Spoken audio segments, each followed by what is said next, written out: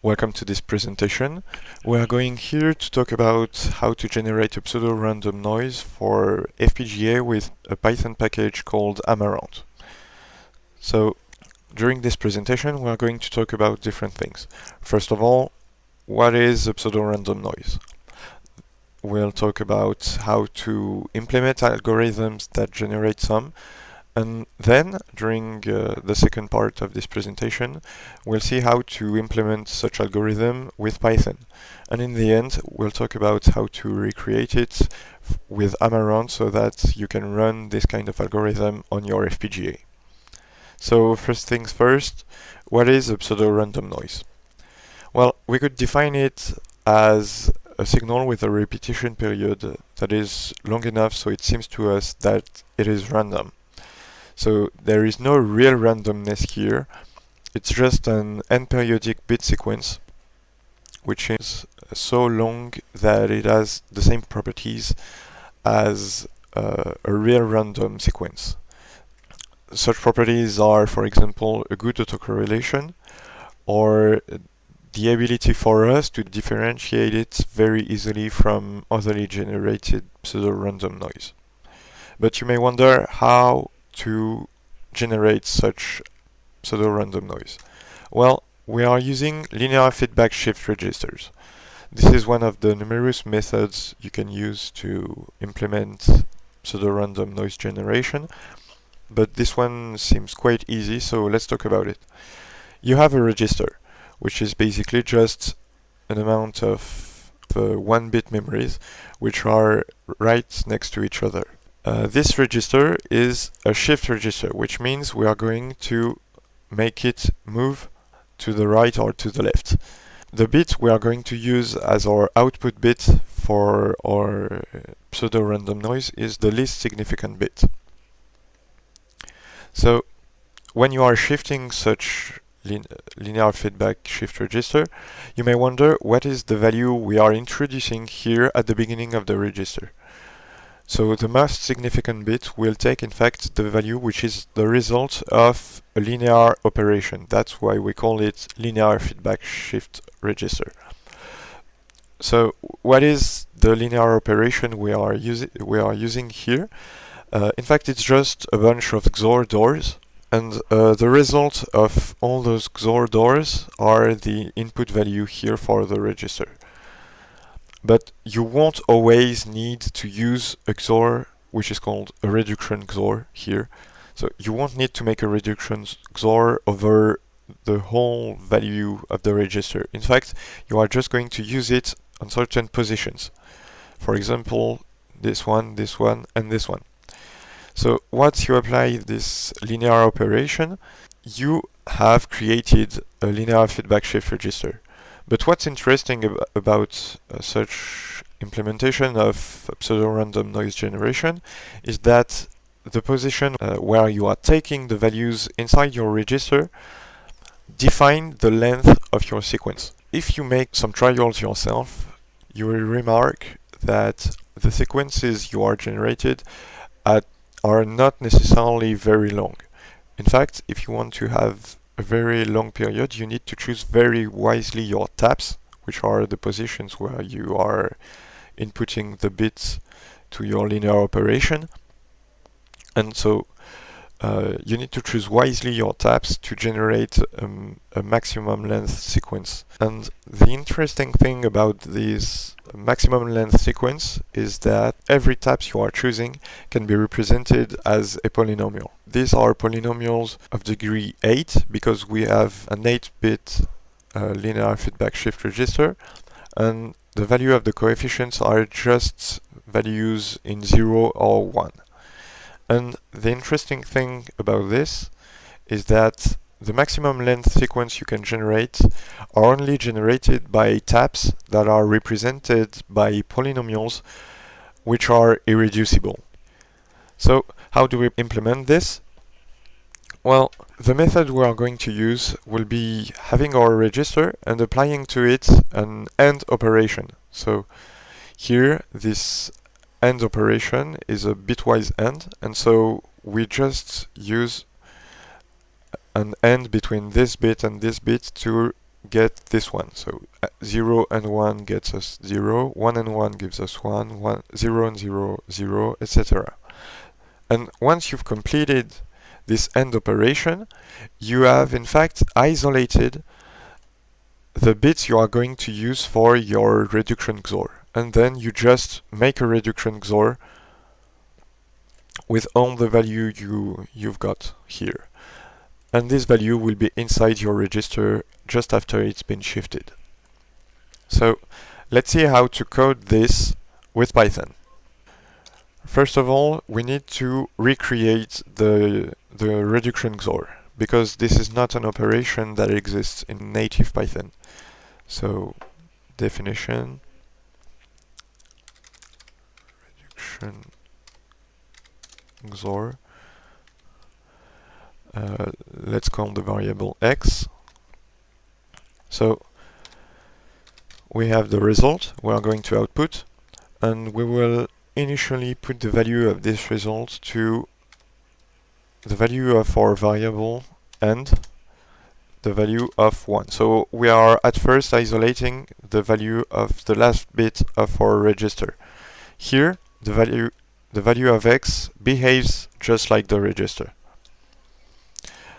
And then, once we've got the value of the last bit, we are going to get sequentially the values of all the bits inside our number. So if you want to represent the AND operation, we could look at something like this.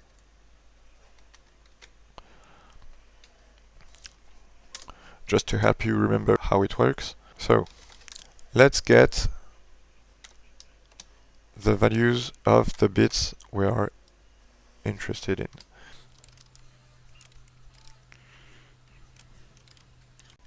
We are using the bit length operator from the integer class to know how many times we will need to iterate this operation, and then we are going to get, in fact, the last value of the bit we are using. So x will be equal to x right shifted by 1. So the right shift operation can be resumed as this.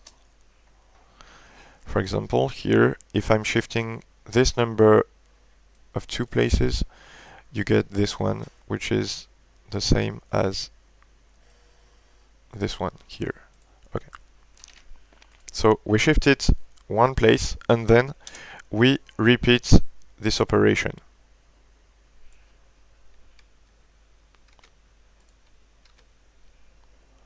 However, we also need to make the XOR operation. And a XOR in Python is written as this. So you use this character here, and as we want the result not to be just the AND operation with what we got and 1, we also want it to be XOR with the previous value of res. We put XOR here. And so this operation will be repeated for as many times as the x value is long, and then we return the result.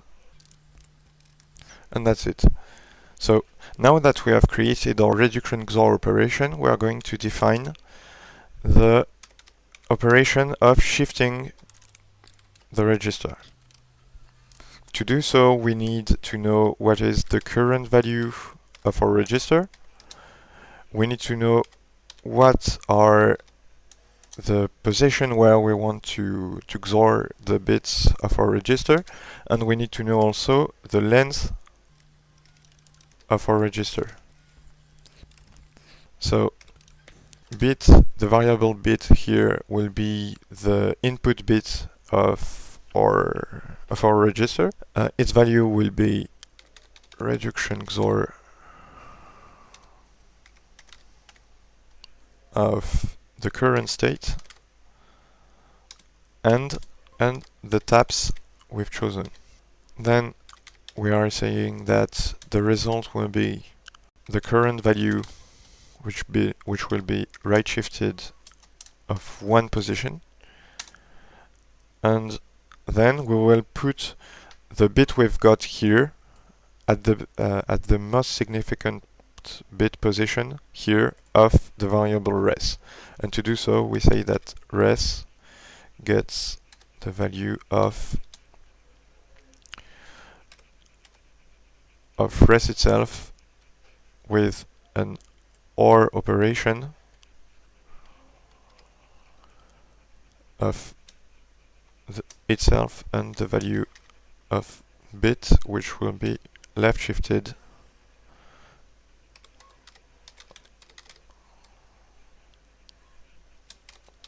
of bit length minus 1 positions. And that's it. So we save, and then let's just try this. Python 3.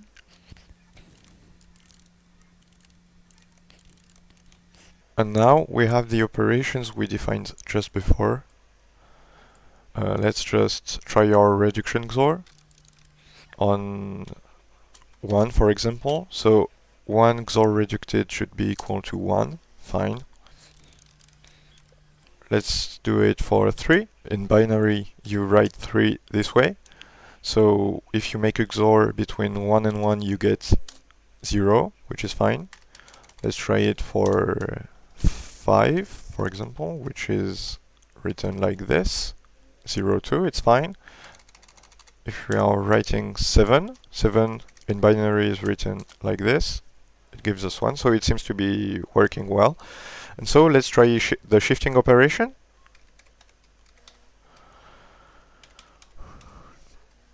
So first we define the current value. Let's say we have a 5-bit register, which is composed of, for example, 1, 0, 1, 0, 1. So this value is 0b 1 0 1 0 1. Okay. The value of the taps we are using, let's say we use as taps 0 0 1 0 1, which is like this, and the bit length here will be 5.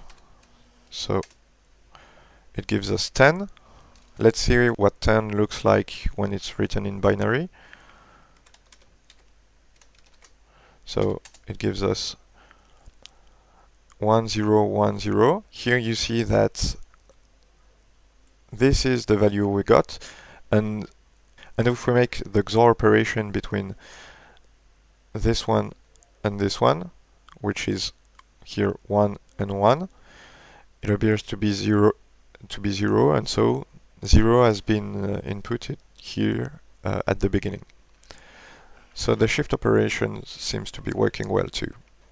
The thing is, you may also want to print different states of your linear feedback shift register. And in order to do so, let's just write another function. So we need a few arguments, which are the number of bits we are going to use for our linear feedback shift register, the taps, and finally the number of states we want to print. We also need a seed for our linear feedback shift register to initiate. And so we start with the state, which is equal to the seed. Then it's simply a loop.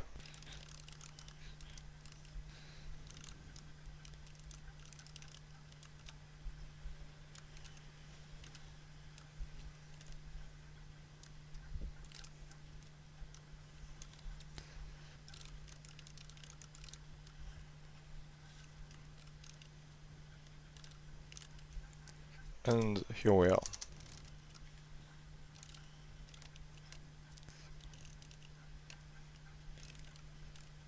So let's try with a linear feedback shift register of size, for example, 8, with a seed which will be 1, because why not? taps, we are going to use 3, for example, as taps.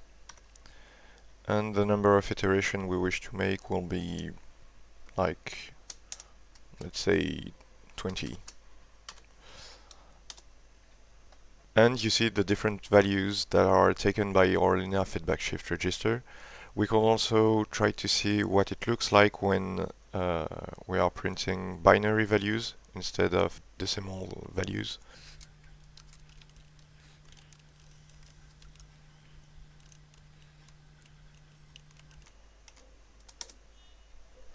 And so here you see that the values are shifted all along the linear feedback shift register, and when it reaches one of the two last values, because using 3 as a taps means that the value we are using as taps is 1 and 1.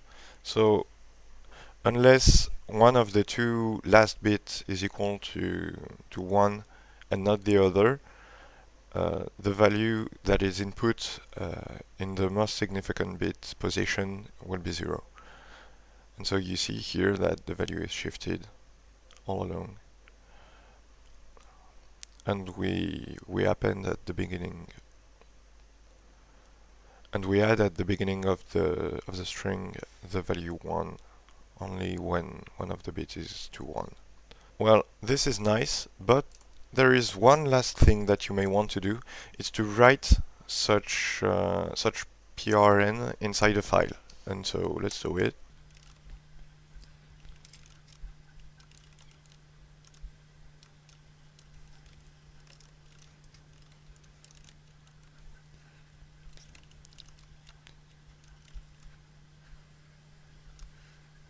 So as I said, we are using only the last bit as the output of our pseudo-random noise. So here we are writing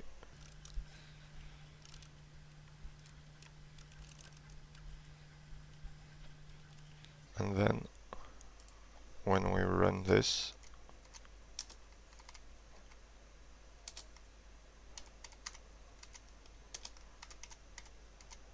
let's write some more values like 100 to change. And then we can look at the prn.txt file.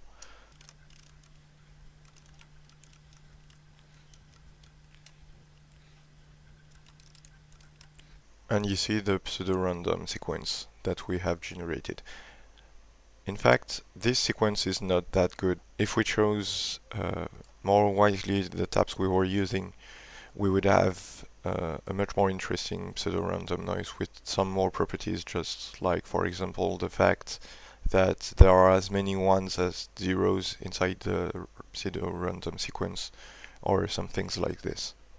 Well, it seems to be all fine, so let's just go to the part where we are talking about the Amaranth implementation. We'll just keep the old file and add a few things to it.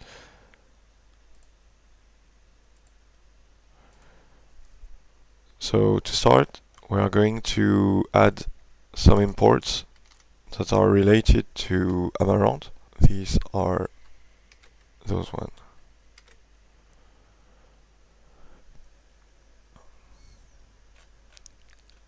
And then we are just going to add a new class, because every module in Amaranth is considered as a class in Python. So let's write a new class called prn generator, and it should extend the class elaboratable, which is a native class from Amaranth. We can write a constructor. This allows us to save some information every time we are instantiating a new module, so that the module depends on the parameters we asked. So we give it the bit length, the taps, and the seed. And then we save everything. So in Amaranth, every variable you want to use, in fact, is considered as a signal, which is just either one wire or several wires or a register. It can be any of these as long as you call it a signal, and Amaranth will be in charge of choosing whether it will be considered as a wire or a register once you are running your application. So here, by writing that I create a signal with the parameter bitlen, I'm specifying the fact that this value, taps, should contain bitlen number of bits. And by writing that reset equals taps, I'm making sure that its initial value will be taps.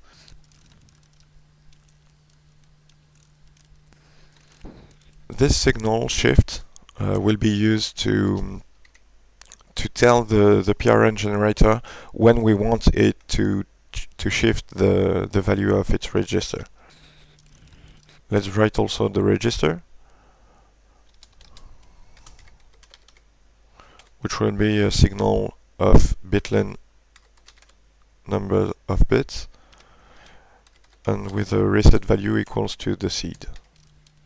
And the last thing is the output of our module, which will be just a signal. When you specify nothing, it just means that your value is on 1 bit.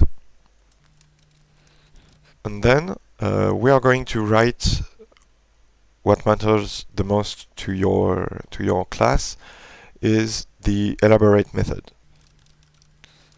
So it should have few arguments such as self, if we want to keep track of the values we wrote while we were instantiating our module, and a platform, which will give us information about what FPGA we are using. So to start, you need to write a new instance of module. This is how you should start every elaboratable class you are writing with Amaranth. Then, for example, let's have a signal which we call insert. It will be the bit we are inserting at the beginning of our register every time we are making a shift. And if you don't know it yet, Amaranth gives you the possibility to define operations within 2 different domains. There is the combinatorial domain and the synchronous domain. If you are writing some rules, like operations for example, inside the synchronous domain, that means those operations will be done only on the clock rising edge. And if you are writing them inside the combinatorial domain, this means those operations are done every time. So let's start by creating the rules that define what is the value of the bit we are inserting inside the linear feedback shift register. To do so, we define for module in the domain attribute, which will be the combinatorial domain. We are adding rules, so it takes the form of a Python list. And we say that the first rule we will add will be that the insert signal will take the value of the taps and the actual value of the register. And this thing will be XORed by a reduction XOR, which is written in Amaranth this way. And then the second rule we will add to the combinatorial domain is that the output of our module should always be the value of the last significant bit of our register. And once this is done, we can write the synchronous rule that will make the shift operation on our register. To do so, we add the rule to the synchronous domain, the register self dot register will be equal to the concatenation of its actual value, but we are not taking the first value. So if we wanted to take the whole thing, we would be writing like this. But we don't want to start taking the values of our register from the least significant bit, but from the second least significant bit. So we write this way, and we want to add at the beginning of this register the value of the things we calculated earlier within the combinatorial domain. And here we are. So in the end, we return the module. But if we want to make sure that the operation is only done when we decide it to be done, then you need to add a condition, which will be written in Amaranth this way: m.if self.shift. So whenever the shift signal is equal to 1 and not to 0, then we will apply this rule, which allows us to have some control over the PRN generation. You may ask now, how do I know this is working? Well, at first you may want to write some simulations, and Amaranth is fine because it lets you do it. So let's define just a main function for this module. And now we can just instantiate a version of our PRN generator. Let's write DUT for device under test, PRN generator. The parameters we wish to use are these one. So let's define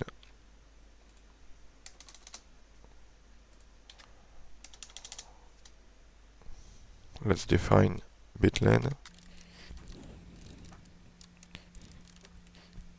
And why not to simulate it? And now let's simulate it by creating a new simulation, which will be simulating our device under test. It will be tested with a function we define here. Let's call it proc for procedure. And within this procedure, we will simulate a certain amount of clock cycles. For example, for I in range 200.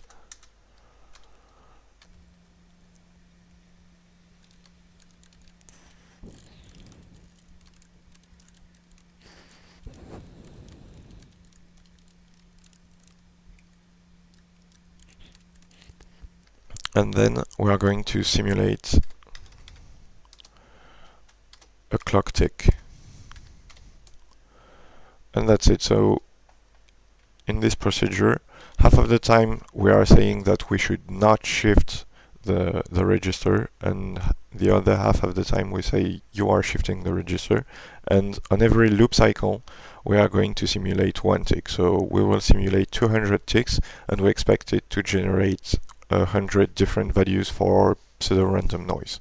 Then we add a clock to our simulation.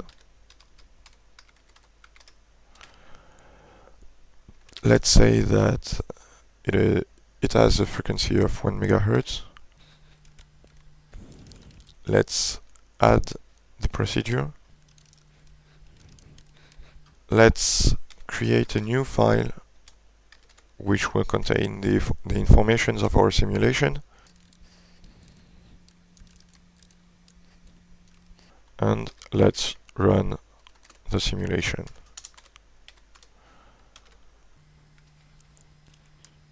Well, okay, little mistake. Here it's not simulation but simulator.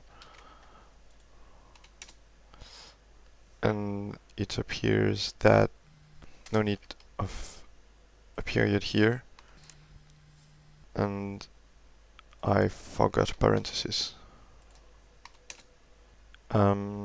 This error means yes. Here I should put the equal operation. Same mistake here.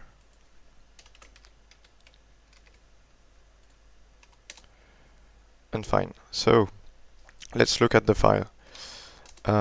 It's called test.vcd.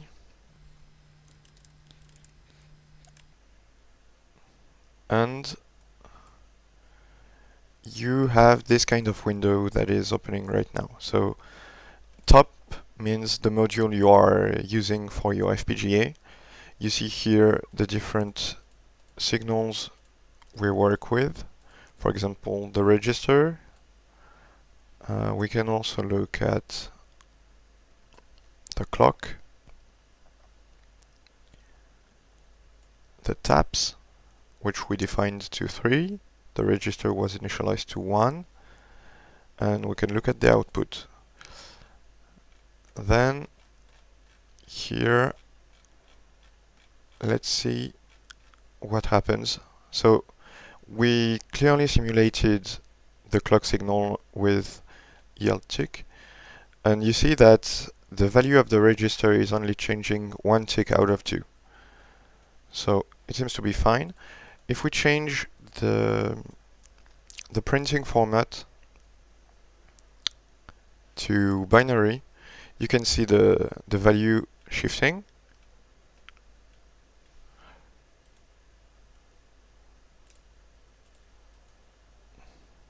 We can also look in decimal and compare these values to what we had here. So Python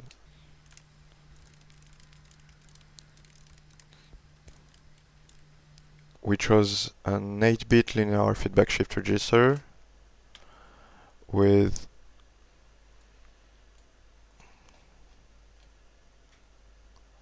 a seed of 1 and taps is 3. Let's generate 100 values. And we can now compare what we have here in the simulation and what we calculated with Python. So here we start with a 1, then it becomes 128, 64, 32, 16, which are the values here. Once you get to 2, it becomes 129, which is just here. So it appears to be working, and that's fine. So in this video you had the occasion to understand how those linear feedback shift register work. You could code your own version of a linear feedback shift register by using regular Python, but also how to implement it with an Amaranth version for your FPGA. Thanks for watching.